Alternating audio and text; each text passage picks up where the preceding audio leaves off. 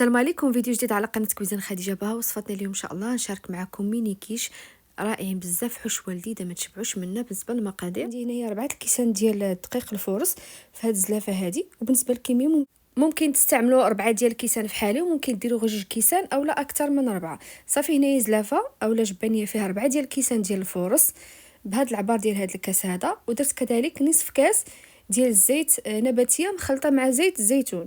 ممكن تستعملوا غير زيت نباتيه او كذلك ممكن تستعملوا غير زيت الزيتون. انا خلطتهم بجوج وكيبقى لكم الاختيار. صافي كنبقى نرمل هكا بالاطراف الاصابع ديالي غير بشويه هكا، كندخل ديك الزيت مع الدقيق اولا كنخلط الزيت مع الدقيق غير باطراف الاصابع.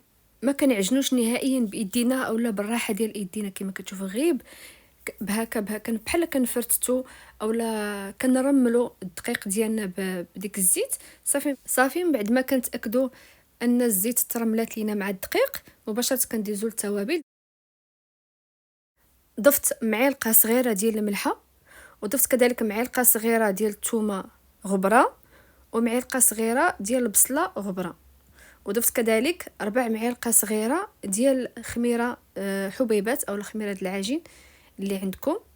بالنسبه للتوابل ديروا اللي بغيتو، ممكن تزيدوا الزعتر مطحون، ممكن تضيفوا اي نكهه كتعجبكم. انا ضفت غير بصله غبره وكذلك ثومه غبره.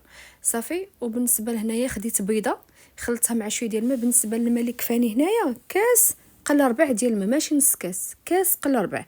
خديت بيضه وحده درتها في زلافه كما شفتوا معايا. غادي نضيف معها تقريبا واحد معلقه صغيره ديال الخل الصفر ولا خل ابيض اللي عندكم استعملوه، وخففتها بشويه ديال الماء. يعني كتحطوا داك نص كاسه ولا كاس قل ربع كتحطوا وحداكم، هو اللي كتبقاو تخدموا به. كتاخذوا منه شويه كتضيفوه على ديك البيضه وكتزيدوا على داك الدقيق شويه بشويه بشويه بشويه حتى كتعجنوا غير بالاطراف د الاصابع ديالكم. والماء ما تضيفوش دفعه واحده. يقدر يدي لكم نص كاس، يقدر يدي لكم كاس قل ربع، يقدر يدي لكم كاس عامر ديال الماء، لان الدقيق كل واحد والنوعيه اللي استعمل ديال الدقيق. كاين اللي كيشرب كاين اللي لا، وكذلك على حسب الحجم ديال البيضه والكميه ديال الزيت اللي ضفتو. يعني ماشي نقول لكم انا راه ضفت نص كاس ديال الماء وتمشي حتى انت تضيفي نص كاس ديال الماء وتقولي لي العجينه قاصحه ما صدقتليش. يعني شوفي عينك ميزانك حتى كتخلطي وتيبان لك هذاك العجين راه متماسك، ماشي خفيف ماشي مرخوف نهائيا، متماسك. وداك الدقيق ما كيبقاش يبان لك، وتتبان لك العجينه ديالك راها ملسه وما فيهاش الدقيق، وفي نفس الوقت راه ماشي مرخيفه. يعني فحال تقريبا العجين ديال الصابلي. وملي كنعجنوا راه كنعجنوا غير بالاطراف الاصابع، راه ما كنبقاوش نعجنوا بالراحه ديال ديالنا، غير كنبقاو نجمعوا كنضيفوا الماء شويه بشويه. وكما كنقول لكم هذاك نص كاس ديال الماء ولا كاس لاروب كتحطيه حداك هو اللي كتعبري به فقط. يعني ما كتبقاش تهزي من الروبيني شويه بشويه، كتعبري عينك ميزانك حتى كتحصلي على العجينه اللي كتكون شاده في راسها وفي نفس الوقت راه ماشي مرمله ولا شي حاجه. نتوما شوفوا هكا خصكم تحصلوا على العجين. نتمنى الشرح يكون واضح لان بغيتو ينجحوا معكم ويصدقوا لكم من اول تجربه. صافي من بعد ما جمعت العجين ديالي درتها في بلاستيك غذائي وخليتها ترتاح. شوفوا غير بما جمعت داك المعينات اللي خدمت فيهم، صافي غير جمعتهم وقاديت البلاصه اللي غادي نخدم فيها، صافي كتكون العجينه ارتاحت وغتعطينا الطوع. ما كنعطلوها ما كنخمروها ما حتى شي حاجه. كنسرحها فوق سطح العمل حتى كنسرحوها مزيان وكتجينا العجينه رقيقه. المهم السمك ديالها ما خصوش يكون غليظ نهائيا، خصها تكون رقيقه. ومن بعد كناخذوا واحد السيركل ولا قالب كيكون كبير شويه على هذوك ميني القوالب ديال لي كيش. كيكون كبير شويه. دابا هذا السيركل هذا ولا هذا القالب راه كبير على هذوك القوالب ديال ميني كيش. صافي هنايا كناخذ دوك القوالب ديال الكيش، راه انا ما دهنتهم ما حتى شي حاجه، ما درت لهم لا زيت لا دقيق لا والو. مباشره كنحط عليهم العجين وكنبقى نورك على الجناب. من بعد ما كنورك على الجناب مزيان كنعاود نضغط على الوسط. يعني كنفرغ كنحيد داك الهواء اللي كيكون في الوسط ديال العجينه، وكنبقى نقاد بالسكين الجوانب على هذا الشكل هذا. بعد كنحيد دوك الزوائد ديال العجين وكنعاود نقاد العجينه في هذه القوالب. ما خصهاش تجي عجينه اللي غليظه بزاف. رققوها لان فيها الخميره، ملي غتدخل الفران طيب غتنفخ لكم. وحاولوا عافاكم المقادير تكون مضبوطه وعينيكم ميزانكم باش ما تجيكمش العجينه ناشفه. يعني يعني العجينه خصها تجيكم بحال تقريبا العجينه ديال الصابلي، وتجيكم العجينه الملمس ديالها رطب. وملي كتضغطوا عليها كتجيكم العجينه كتعطيكم الطوع. يعني بحال هكا خصها تكون العجينه ديالكم باش ملي بغيو يطيبوا في الفران ما كيهبطوا لكمش ما كينزلوش نهائيا. صافي كما شفتوا معايا كنعاود ناكد لكم، ضغطوا عليهم مزيان ورقوا العجينه في القوالب ديالكم، قادوها مزيان وقاديو الجوانب وما تغلضوهاش. وحاولوا حاولوا الوسط ديال العجين ما تخليوش منفوخ، يعني حاولوا تخرجوا الهواء من واحد الجهه باش باش ملي يبغيو يطيبوا ما يجيكمش، ما يتنفخوا لكمش من الوسط، يعني خرجوا منهم داك الهواء. صافي غنستمر على هاد الطريقه هذه شويه بشويه حتى غادي نسالي هاد الكميه كامله اللي عندي. وبالنسبه لدوك الزوائد اللي كيشيطوا ليا راه كنرجعهم للبلاستيك باش ما ينشفوش، كنعاود نجمعهم نرجعهم للبلاستيك حتى كنعاود نقادهم باش كنخرج فيهم عاوتاني قوالب اخرين ديال لي كيش. صافي هنايا من بعد ما كنساليهم كاملين، هنايا شعلت الفران من قبل على 180 درجه ياك. بعد ما شعلته على 180 درجه جيت لهاد القوالب كنعاود نقاد فيهم، كنعاود نطلع شويه ديك العجين وكنتقبهم مزيان بالفرشيط من الوسط ومن الجناب. ما بغيتوش تقبوهم ولا خفتوا عليهم احتياطا ممكن تعمروهم بالحمص اولا اللوبيا. انا ما درت لهم لا حمص لا لوبيا، راه طلعوا زوينين وناجحين. صافي كندير لهم هذا الشكل هذا كما كتشوفوا معايا. بعد ما كنقادهم كاملين وكنتقبهم كاملين مزيان قلت لكم في الوسط وفي الجناب، من بعد غادي ندخلهم للفران على 160 درجه. الفران ما خصوش يكون مجهد نهائيا، الفران خصكم ني تسخنوا تحطوا فيه يديكم اولا هكا تقيسوا هكا يبان لكم الفران دافي ماشي سخون كيحرق، لان الفران الا كان سخون سخون سخون بزاف راه غادي دغيا غيتشوطوا لكم، غيتحرقوا لكم من على برا وفي الداخل غادي يجيكم عجنين. الا كان الفران مهين بوطه مهيله ولا نار مهيله كيطيبوا على خاطرهم كيتشمعوا وكيجيو ناشفين، ما خصهمش يجيو محروقين نهائيا ولا طايبين بزاف. ملي كيفوتوا ديك 9 دقائق المكانه اللي خداو لي بالضبط 9 دقائق المكانه كنخرجهم من الفران، كيكون هذا هو الشكل ديالهم كما كتشوفوا معايا. من بعد ما كيطيبوا راه ملي كيطيبوا كيكونوا باقيين طريين، يعني كيبان لكم باقا العجينه مرخوفه، غير خليهم غير كيبردوا صافي كيشدوا راسهم. كنعاود ناخذ كميه اخرى كنعمرها عاوتاني في نفس القوالب وكنعاود ندخلهم الفران. من بعد هاد الكميه الثانيه راه كنكون طافيه الفران من بعد ما خرجت منه الكميه الاولى، وكندخلوا الكميه الثانيه 9 ديال الدقائق حتى هما كيطيبوا نفس الشكل غير كيتشمعوا. كنحيدوهم حتى هما من القوالب ديالهم وكنستمر على الطريقه هذه حتى كنسالي الكميه كامله اللي عندي. هذه هي الكميه اللي حصلت عليها تبارك الله، خرجت لي كميه وفيره. صافي هذه الكميه غادي نحطها في المجمد، وهذه الكميه الثانيه غنحطها في بلاستيك الغذائي غادي نخدم بها، غادي ندير بها الحشوه اليوم ان شاء الله. حشوه اللي رائعه بزاف لذيذه وغتعجبكم، وغنشارك معكم ان شاء الله حشوات ديال لي كيش اللي رائعين بزاف ولذاذين وغتعتمدوهم ان شاء الله وغيعجبوكم وغيعجبوا حتى وليدات والعائله علاش لا. بالنسبه للحشوه خديت هنايا مقيله وضعت فيها كميه ديال الزيت. هنايا انا خلطت زيت زيتون مع زيت نباتيه، ممكن تستعملوا زيت زيتون بوحديته اولا زيت نباتيه بوحديته.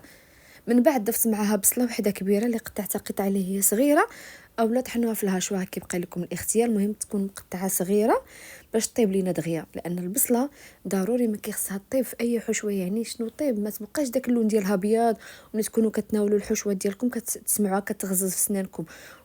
وحتى البصله ملي كطيب كتولي مذهبه طيبه مزيان، كتعطي واحد المذاق زوين في الحشوات. هذه اي حشوه بغيتو توجدوها وفيها البصله ولا البورو خصها طيب مزيان. من بعد ما كطيب البصله بحال هكا كما كتشوفوها هي كتولي محمره وطيبه مزيان، عاد غادي نضيف عليها هنايا 3 الحبات ديال الشامبينيو طري. خذوا الكميه اللي غتحتاجوا، احسن بكثير من شامبينيو اللي كيكون معلب، هذاك راه ما شامبينيو ما حتى شي حاجه.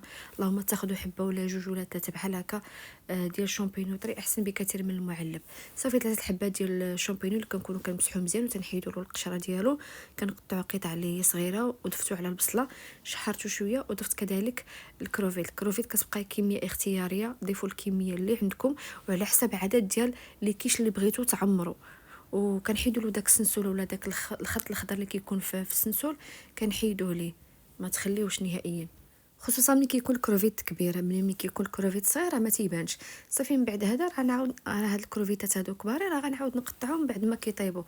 هنايا بالنسبه للتوابل غادي نضيف الملحه، نضيفوها من الاول يعني الكميه اللي غتكفيكم ذوقوا الحشوه ديالكم. من بعد ضفت شويه ديال الابزار ما تكتروش، وضفت هنايا شويه ديال العطريه ديال الكروفيت، راه كاينه موجوده العطريه ديال الكروفيت، العطريه ديال البسطيله، العطريه ديال الحوت. دابا عطا الله الانواع ديال العطريات اللي كتضيفوهم للحشوات ديالكم ولا لي سوبر كيجيو واعرين بزاف. من بعد ضفت شويه ديال الثومه بودر، ما تضيفوش ثومه محكوكه، ضيفوا ثومه بودر. ومن بعد ضفت شويه ديال صوص الصوجا غير شويه ماشي بزاف. صافي كنشحر هاد المكونات ديالي مزيان، البصله مع الشامبينيون مع الكروفيت والعطريه. من بعد ما كيدخلهم الطياب مزيان بحال هكا كما كتشوفوا معايا ضروري. والماء راه ما كنضيفوش، النار كتكون فوق مهيله شويه باش ما كتحرق لناش الحشوه ديالنا. والماء ممنوع في الحشوات نهائيا لانهم كيعطيو واحد المذاق ماشي زوين في الحشوه، وما غتحتاجوش الماء نهائيا، غير نقصوا النار والحشوه ديالكم طيب على خضرها. هنايا كما كتشوفوا معايا كنقطع دوك الكروفيتات الكبارين، كنقطعهم على جوج باش كيجيوني مقادين في ليكيش. من بعد هنايا صافي كنحسب لكم المكونات ديالي كاملين طيبين. غادي نضيف عليهم هنايا شويه ديال كريمه خاصه بالطبخ. هاد الكريمه هذه فيها 200 ملل، ضفت غير شويه منها. وكنعاود ناكد لكم الكميه ديال الكريمه والكميه ديال الحشوه راه على حسب الكميه ديال الكيش اللي بغيتو ديروا، سواء شويه او لا بزاف، وكذلك على حسب الكيش واش كبارين ولا صغارين. واخر حاجه كنضيفها شويه ديال المعدنوس خضر في الاخير، ما تنضيفوش في الاول نهائيا، كنخليوه حتى الاخر عاد كنضيفوه.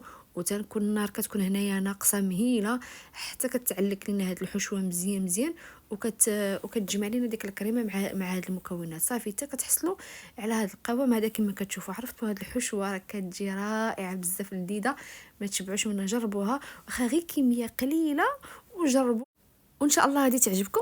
وبدلوا بها الحشوات المعتمده عندكم. صافي هذه هي الحشوه ديالي، كنخليها حتى كتبرد ولا بلاش كاع ماشي مشكل.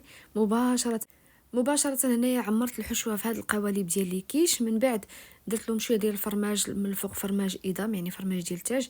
بعض المرات كندير حتى فرماج موتزاريلا ولا كنخلطهم بجوج، يعني اي حاجه عندي كنديرها سواء بجوج سواء نوع واحد. ومن الاحسن خذوا النوعيه اللي كتكون مزيانه، اللهم تاخذوا 50 غرام او 100 غرام من نوعيه مزيانه احسن بكثير ما تاخذوا نص كيلو ولا كيلو من نوعيه اللي كتكون ماشي جيده وماشي زوينه. يعني حتى الجوده وراه كتلعب الدور في الفرماج، منها كيعطي التعليكه والمذاق الا خديتوا نوعيه اللي كتكون مزيانه.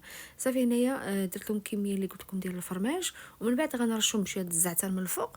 الا بغيتو تناولوا في ديك الساعات راه صافي كتعمروا القوالب ديالكم وديروا الفرماج والزعتر ودخلوهم الفران يطيبوا. ما بغيتوش تناولوهم ديك الساعه كتخليو الحشوه بوحديتها واللي كيشبه بوحديتهم حتى كتبغيو تناولوهم وتعمروهم وتدخلوهم الفران.